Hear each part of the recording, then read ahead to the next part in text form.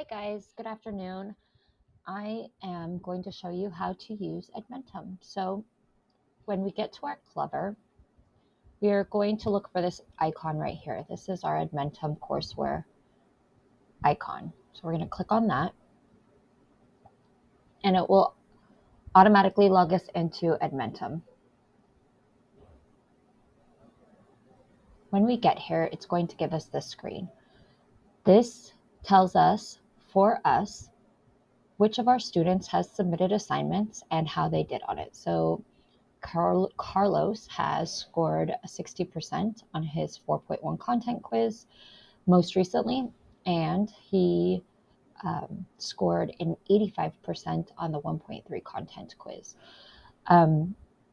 You can sort this information by date as it is now or by student. So if there's more than one student, it'll show you all of Carlos's information together and then all of the next student's information together.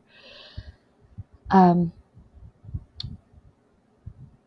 next place that you can look is where it says students here up at the top. And what that will show is who is currently logged into Edmentum, when they were last logged in, how much time they spent, and what activity they did last. So if this was my class, I might message Carl or Pedro and let him know that he needs to start working because he has not gotten any activities done. He hasn't been logged in for a few days. Same thing with DeAndre. He hasn't been logged in since November 3rd. So we really want to look at this and see, like, when were they logged in last? Tyson wasn't logged in. He hasn't logged in since the 18th, and Enrique hasn't logged in since the 15th of October. So we really need to contact these students and remind them, hey, you do have this Edmentum course. Let's make sure that we are working on it. The next place that we can look is where it says courseware, and then you're going to slide down and select your school.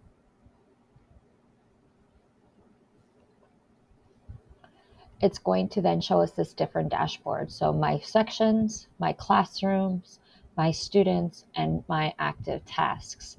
So if you look at this right now, you see that I have two sections of culinary arts. I have culinary arts 1. I have two sections of culinary arts 2. One entrepreneurship course, 3 sections of anatomy and physiology, and 1 section of restaurant management that I am facilitating. Okay. If I select this particular course, it will let me see the student in that course. This icon relates to one of these icons at the top. So this little red guy means he's off pace. His current grade is 0 because he has not started. His course grade is an F because he has a 0%. And there are 34 activities that he needs to complete, and he has completed 0. There are 40 days remaining of this course. And so he needs to make sure that, actually it's less than that. We need to edit the end date. So once they have started this work, then it will show how many assignments they've completed, what their grade is. If you want to see everybody's grade together, you can look at this grade book right here.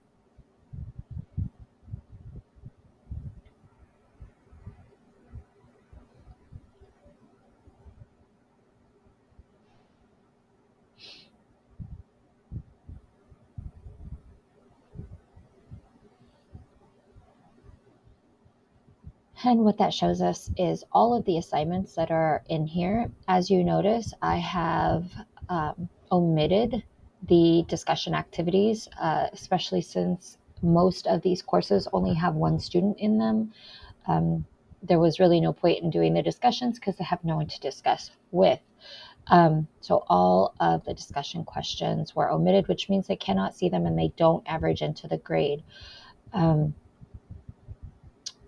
It will show all of the assignments as it goes, and it adds up the points, and you'll be able to see all of the students. When there are more than 1 student, you'll be able to see them all listed on this left-hand side here.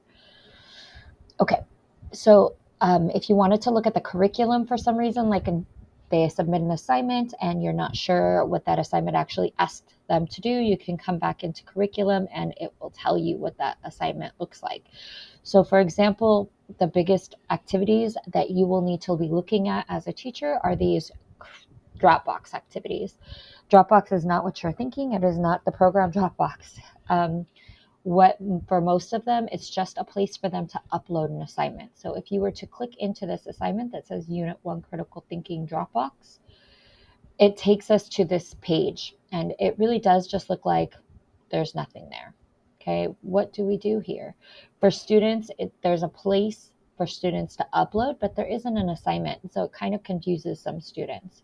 So what they need to do is the assignment before it is titled exactly the same thing, Unit 1 Critical Thinking Questions. The students will go there.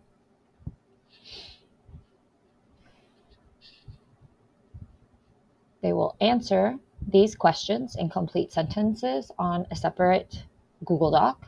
They will save that Google Doc, and then they can upload it into this critical thinking Dropbox.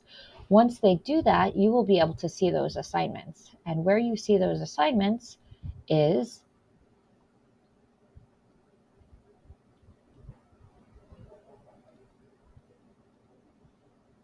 I always click this Edmentum Sensei to get me back to the beginning. But right here, we're at ready to score, ready to score. So once students have submitted assignments, you will get a list of assignments to score. There aren't any for any of the losing year classes. That's because I just went through and graded all of the assignments for everybody in the district. So there aren't any pending assignments right now, but all you would have to do is click on it and grade it. And I have created a tutorial on how to do the grading that I will share as well. I think that's all that you need to know as far as how to look at these the Edmentum. If there's anything else that you need, please feel free to contact me at any time, and I'm happy to help.